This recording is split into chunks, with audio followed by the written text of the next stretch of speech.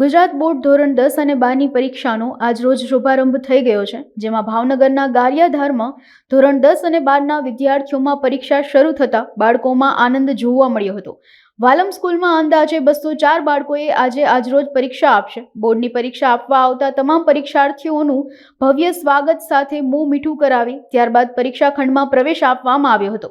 વાલમ સ્કૂલના આચાર્ય અલ્પેશભાઈ ભટ્ટ પણ બાળકોને શુભેચ્છા આપી હતી. મારું નામ છે ભટ્ટ અલ્પેશભાઈ. મારી શાળાનું નામ છે વાલમ માધ્યમિક શાળા. આજે 11/3/2024ને સોમવારના પ્રથમ દિવસે એસએસસીનું આજે ગુજરાતીનું પેપર છે. આજે મારી શાળાની અંદર ટોટલ 205 વિદ્યાર્થીઓ પરીક્ષા આપવા જઈ રહ્યા છે અને દરેકના મોઢા ઉપર સહર્ષ આજ આનંદ છે જોવા મળ્યો છે. કોઈ પણ પ્રકારનું ટેન્શન પરીક્ષાનું બાળકોના ચહેરા ઉપર જોવા નથી મળ્યું, જે એક આનંદનો વિષય છે. આ રીતે બધા જ પેપર બાળકોના ખૂબ સરસ રહે એટલા માટે હું શાળા વતી અને ગારિયાધાર વતી હું દરેક બાળકોને શુભેચ્છાઓ પાઠવું છું. જય હિન્દ.